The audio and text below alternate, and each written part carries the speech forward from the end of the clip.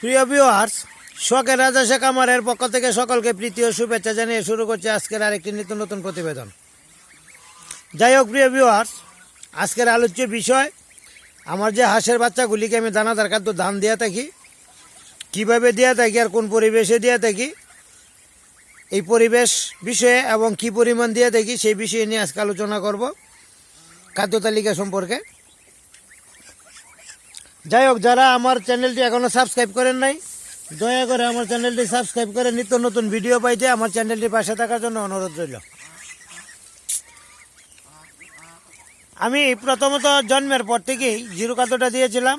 Zero খাদ্যের 10 দিন পর থেকেই বড় ফিট কাভার যেটা, অর্থাৎ জিরো ফিট কাভারের পর থেকেই আমি বড় ফিট কাভার যেটা, এই খাদ্যটাই আমি ধরিয়েছি। এই খাদ্যটা প্রায় মাসে খানিক চলছে। 1 মাসের উপরে যে বাচ্চাগুলি আছে, এই বাচ্চাগুলিকে আমি এখন বর্তমানে আমি আমার খাদ্য তালিকায় ধান যে খাবারটা আগে সিদ্ধ করে ধানটা দিয়ে দিতাম খাদ্যের জন্য প্রথম ধরানো অবস্থায়, এখন আর সিদ্ধ অবস্থায় দিতে হয় না। একটু ফাঁকা জায়গা আছে রুমের ভিতরেই, ওইখানে আমি ধানটা ছিটাইয়া দেওয়া থাকি, শুকনো ধানটাই ছিটাইয়া দেওয়া থাকি।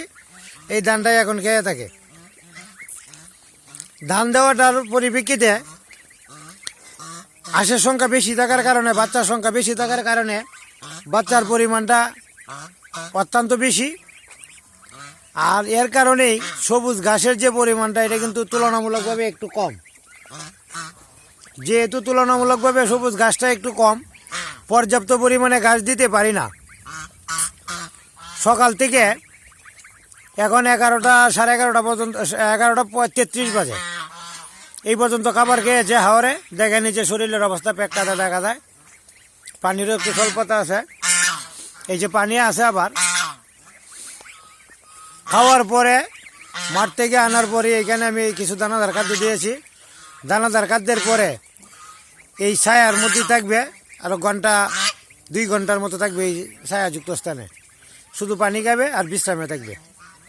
আর আমার লোকজন যারা আছে তারা গোসল টোসল দিবে, খাওয়া খাদ্য করবে। এরপরে আবার ঘাস খেয়ে আসবে। সন্ধ্যার আগে আগে আবার দানাদার খাদ্য দিব, দিয়ে আবার ঘরে রাখবো।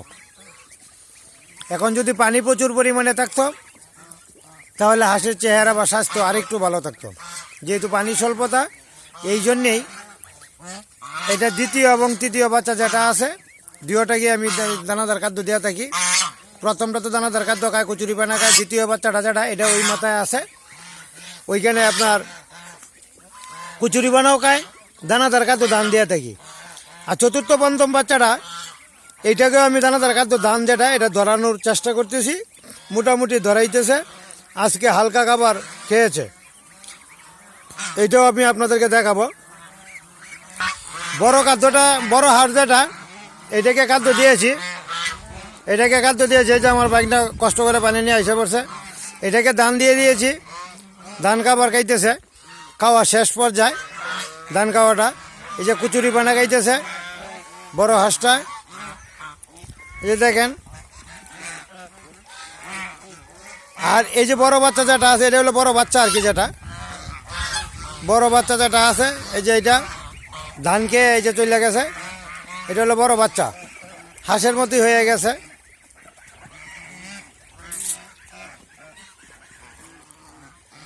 এই যে কচুরি পানা খাইতেছে। কচুরি পানাটা মোটামুটি সবুজ ঘাস এবং কচুরি পানা দুইটাই প্রধান খাদ্য। আর এই যে দানাদার খাদ্য ওরা খাইতেছে ওইভাবে। আর এরপরের বাচ্চা যেটা আছে, এটা কিছুটা অংশ, আর একটা অংশ আর এক জায়গায়। সব জায়গায় তো রাখা যায় না, এক জায়গায় সবটা বাচ্চা রাখতে পারি না, কারণ হলো ঘাসের খুব সংকট।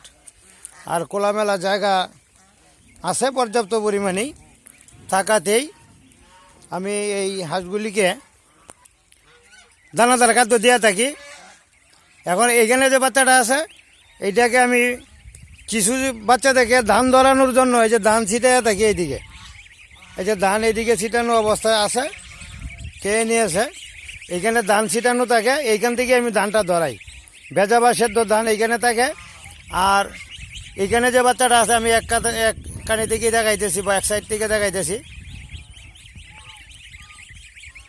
এই যে এইখানে যে বাচ্চাটা আছে, এই বাচ্চাটাকে ফিট খাবারও দেওয়া হয়, আবার ধানও দেওয়া হয়। যারা ধান খাইতে পারে ধান খাবে, যারা ধান খাইতে পারে না ফিট খাবার খাবে। তবে যে হাঁস বাচ্চাগুলি ধান খাইতে পারে সেইগুলিও আবার ফিট খাবার খায়। এই যে ফিট খাবার এখানে দেওয়া আছে পর্যাপ্ত পরিমাণে। আবার কিছু মাটিতে ছিটাইও দেওয়া হয়, আপনারা দেখতে পারতেছেন এই যে মাটিতে ছিটানো অবস্থায়, এই যে ছিটানো অবস্থায় আছে। এটি এখানে ঘুরতে থাকবে আর খাইতে থাকবে, এই যে ঘুরতে থাকবে খাইতে থাকবে। এই যে আমার বাইক নিয়ে দেখা যায়, এই যে পানি আনতে যাইতেছে খাওয়ার জন্য, এখন খাবার খাবে। আর এইখানে এই যে এই দুইটা হাঁস আজকে থেকে চলে আসছে, আজকে নিয়ে আসলাম এই দুইটা। এই যে এই দুইটা হাঁস থেকে চলে আসছে। আর এইখানে যে বাচ্চাগুলি আছে, বাচ্চাগুলি ধান এবং ফিট দুইটা একসাথে দেওয়া থাকে। ছোটো বাচ্চাটাকে ছোটো ফিট দেই, বড় বাচ্চাটাকে বড় ফিট দেই। আর মাঝামাঝি যেটা আসবে সেটা ফিট এবং ধান দুইটাই থাকে। আর বড়টাকে ধান দিই, অর্থাৎ পর্যায়ক্রমে এইভাবে চলছে। যাই হোক প্রিয় ভিউয়ার্স, মোটামুটি আমি মনের আনন্দেই আছি। আর যাতে আনন্দে থাকতে পারি সেই জন্য আপনারা অবশ্যই অবশ্যই আমার জন্য দোয়া করবেন, আমার খামারের হাঁসগুলির জন্য দোয়া করবেন, আমার জন্য দোয়া করবেন। এই যে ওরা কিন্তু খাবার খেয়ে এই যে শুয়ে আছে, এখন যে খাবার খেয়েছে এখন এই শুয়ে থাকবে। এটা একটা গাছ, বড় গাছ, এটার ছায়া, এই যে দেখেন অনেক বড় গাছ, এটার নিচে ছায়াযুক্ত স্থানে আমি এই বাচ্চাগুলিকে এখন রাখবো 2টা পর্যন্ত, 2টা থেকে 2:30 পর্যন্ত ওইখানে ওই ছায়াযুক্ত স্থানে থাকবে, ওরা রুদ্রে যাবে না। এই যে দাদা বৈশা আছে দেখা যায়, দাদাও চলে যাবেন কুশলে। এই যে আছেন এইখানে, এইখানে থাকবে 2টা থেকে 2:30 পর্যন্ত থাকবে। 2:30টার পরে আবার বাচ্চাগুলিকে নিয়ে যাবেন, ঘাস খাবে, আবার সন্ধ্যার পূর্বে নিয়ে আসবে। নিয়ে আসার পরেই তাদেরকে আবার ফিট খাবার দেওয়া হবে এবং ধান দেওয়া হবে। এই শেডে যে বাচ্চাগুলি আছে এই বাচ্চাগুলির জন্য ফিট খাবার এবং ধান দুইটাই পাশাপাশি দেওয়া থাকে। যারা ফিট খাইতে পারে খাবে, যারা ধান খাইতে পারে খাবে। অর্থাৎ ফিট থেকে ধানে আস্তে আস্তে আরও 2-3 দিন সময় লাগবে ধরাবো, ধরানোর পরেই ধানে চলে যাবে। আর ধানে চলে গেলে আপনার খাদ্য খরচটা কম আসবে, আর বাচ্চা থাকবে আরও শক্ত বেশি। ফিট খাবারটা কিন্তু রাউতা থাকে বেশি, মোটা হয়ে যায়। বেশি মোটা হয়ে গেলে গরমে স্ট্রোক করতে পারে বা রোগে আক্রান্ত হইতে পারে। এই জন্যে ফিট খাবারটা বেশি দিন আমি খাবার দেই না। আর বাচ্চাটাকে রাখি শুকনো অবস্থায়, ঠাডি বা টনটনা থাকে বাচ্চাটা। যদি বাচ্চাটা মোটা হয়ে যায়, স্বাস্থ্যশালী হয়ে যায়, তাহলে বাচ্চাটা অনেক সময় রোগে আক্রান্ত হইতে পারে, গরমে আক্রান্ত হইতে পারে। এই জন্যেই তাপমাত্রা নিয়ন্ত্রণে আমি রাখি এবং খাদ্যটাও নিয়ন্ত্রণে রাখি, ফিট খাবারটা বেশি পরিমাণ দেওয়া থাকি না। এই যে কিছু কিছু বড় বাচ্চা ওইখানে সংমিশ্রণে আইসে পড়ছে।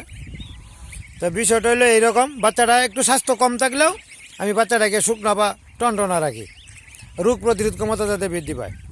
আবার যখন এই ফাঁকগুলি উঠে পড়বে, এই যে ফাঁকগুলি যখন উঠে পড়বে, তখন পরিপূর্ণভাবে তাকে দান দেওয়া হবে, দানকে এসে থাকতে পারবে। যাই হোক প্রিয় ভিউয়ার্স, কথা বলতে বলতে অনেক কথাই বলে ফেললাম।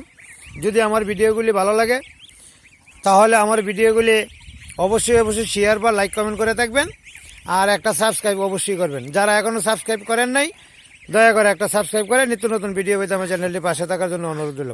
ধন্যবাদ সবাইকে, ভালো থাকবেন, সুস্থ থাকবেন। দেখা হবে পরবর্তী আরেকটা নিত্য নতুন ভিডিওতে। ধন্যবাদ।